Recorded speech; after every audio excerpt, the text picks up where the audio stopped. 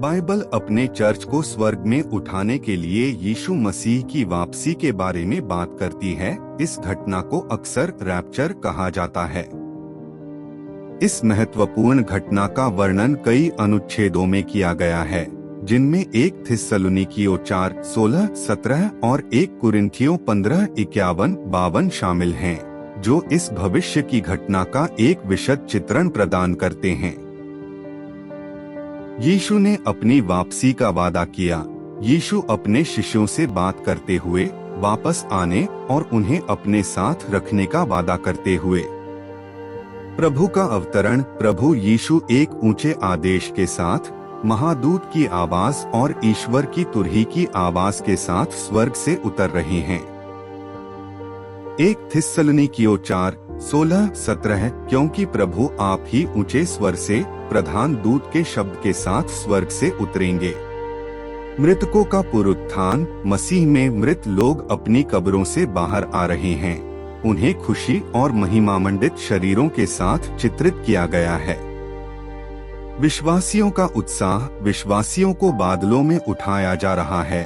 वे विस्मय और खुशी की अभिव्यक्ति के साथ हवा में प्रभु से मिलने के लिए चढ़ रहे हैं। हम जो अभी भी जीवित हैं और बचे हुए हैं, उनके साथ बादलों पर हवा में प्रभु से मिलने के लिए उठा लिए जाएंगे, और इसलिए हम हमेशा मालिक के साथ होंगे। इस परिवर्तन में विश्वासियों को पाप और मृत्यु के प्रभाव से मुक्त होकर महिमामय शरीर प्राप्त करना शामिल है। यह परिवर्तन अंतिम तुरही की ध्वनि पर तुरंत घटित होगा। जीवन का परिवर्तन। जीवित विश्वासियों का उनके महिमामय शरीर में तात्कालिक परिवर्तन, उज्ज्वल प्रकाश और खुशी के साथ चित्रित। स्वर्गीय पुनर्मिलन। हवा में यीशु के साथ सभी विश्वासियों का आनंदमय पुनर्मिलन, गले मिलना और एक साथ पूजा करना। जबकि हम धन्य आशा की प्रतीक्षा करते हैं, हमारे ईश्वर और उद्धारकर्ता यीशु मसीह की महिमा का प्रकट होना। यह आयोजन विश्वासियों के लिए बड़े आराम और प्रोत्साहन का स्रोत है। ईश्वर की तुरही पुकार। एक देवदूत अंतिम तुरही बजा रहा है, स्वर्गीय प्रकाश और महिमा के साथ दृश्य को रोशन कर रहा है। 1 थिस्सलुनीकियों 4:16-17 क्योंकि प्रभु आप ही ऊंचे स्वर से प्रधान दूत के शब्द से और परमेश्वर की तुरही के शब्द के साथ स्वर्ग से उतरेंगे। धन्य आशा। विश्वासी आशा और प्रत्याशा के साथ आकाश की ओर देख रहे हैं, यीशु की वापसी की प्रतीक्षा कर रहे हैं। स्वर्गीय घर। कई कमरों वाला पिता का घर विश्वासियों के लिए तैयार किया गया, जिसे सुंदरता और शांति के स्थान के रूप में दर्शाया गया है। शाश्वत संगति। स्वर्ग में यीशु के साथ विश्वासियों की शाश्वत संगति, शाश्वत आनंद और पूजा का प्रतीक है। रहस्योद्घाटन की पुस्तक अध्याय 13 से 19 तक अच्छे और बुरे के बीच अंतिम संघर्ष का एक ज्वलंत और प्रतीकात्मक वर्णन दर्शाती है, जो ईश्वर की अंतिम जीत की ओर ले जाती है। ये अध्याय बुरी शक्तियों के उदय, उनके आतंक के शासन और अंततः उनके पतन का परिचय और वर्णन करते हैं। समुद्र से निकलने वाला पहला जानवर 10 सींग और 7 सिर वाला एक जानवर, जो समुद्र से उठता हुआ और निंदा करने वाले नामों वाला था।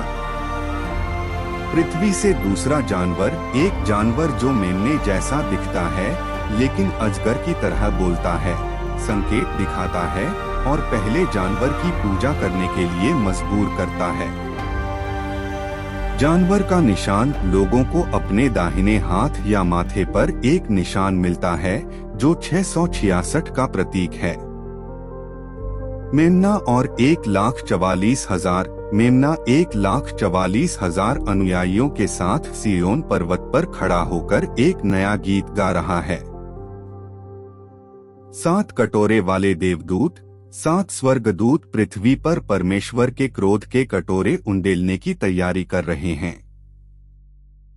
बाउल्स का निर्णय। 7 विपत्तियों में से प्रत्येक को दर्शाने वाले दृश्य घाव, रक्त, समुद्र, चिलचिलाती गर्मी, अंधेरा आदि। लाल रंग के जानवर पर सवार महिला, बैंगनी और लाल रंग के कपड़े पहने, सोने से सजी एक महिला 7 सिर और 10 सींगों वाले एक लाल रंग के जानवर पर सवार थी। अध्याय 18 बेबीलोन के पतन की घोषणा करता है। एक देवदूत घोषणा करता है, गिर गया, गिर गया महान बेबीलोन। उसके पापों का वर्णन किया गया है और उसके निर्णय पर राजाओं, व्यापारियों और समुद्री कप्तानों द्वारा शोक व्यक्त किया गया है, जिन्होंने उससे लाभ उठाया था। अध्याय में बेबीलोन के संपूर्ण विनाश का वर्णन किया गया है और इस बात पर जोर दिया गया है कि उसका पतन अंतिम और पूर्ण है। अध्याय 19 की शुरुआत बेबीलोन के पतन पर स्वर्ग में खुशी मनाने वाली एक बड़ी भीड़ के साथ होती है।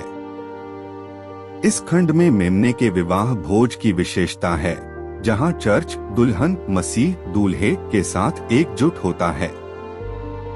सफेद घोड़ा मसीह का प्रतीक है, जो अंतिम युद्ध में जानवर पृथ्वी के राजाओं और उनकी सेनाओं को हराने के लिए स्वर्गीय सेनाओं का नेतृत्व करता है। जानवर और झूठे भविष्यवक्ता को आग की झील में फेंक दिया जाता है, जो उनके आतंक के शासन के अंत का प्रतीक है।